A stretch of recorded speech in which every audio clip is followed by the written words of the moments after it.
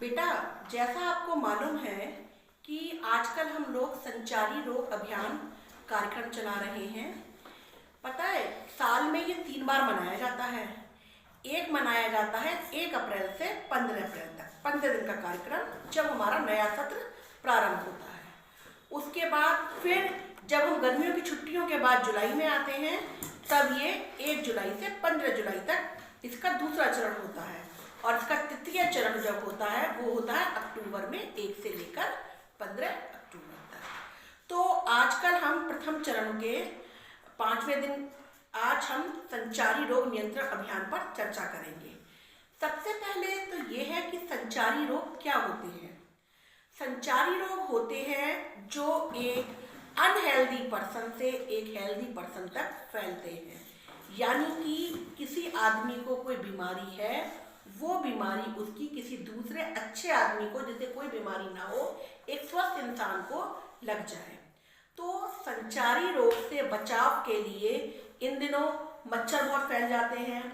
तो इसी में एक बीमारी है, डेंगू भी हो जाता है, लोगों को मलेरिया हो जाता है।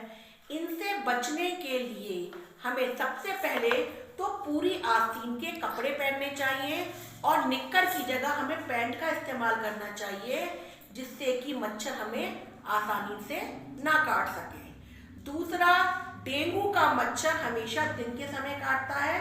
ये एक छोटा सा मच्छर होता है और थोड़ा सा सफेद सा रंग लिए हुए होता है। ऐसे ही मच्छरों से बचाव के लिए सबसे पहले हमें अपने आसपास ये देखना चाहिए कि कहीं पर भी पानी ना हो। किसी गड्ढे में, किसी टायर में, किसी बाल्टी में, कूलर में ठहरा हुआ पानी ना हो, क्योंकि ठहरे हुए पानी पर मच्छर खूब सारे अपने अंडे दे देते हैं, लार्वी हो जाते हैं और उनसे बहुत सारे मच्छर हमारे बन जाते हैं। इसके बाद हमें अगर मच्छर हो जाते हैं तो उसमें 1 बूंद हमें मिट्टी का तेल डाल देना चाहिए, जिससे कि मच्छर हमारे मर जाएं।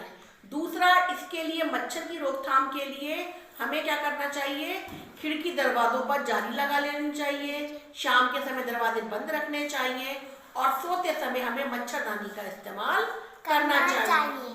ठीक है। अब मच्छरदानी के इस्तेमाल से हमें मच्छर नहीं काटेंगे।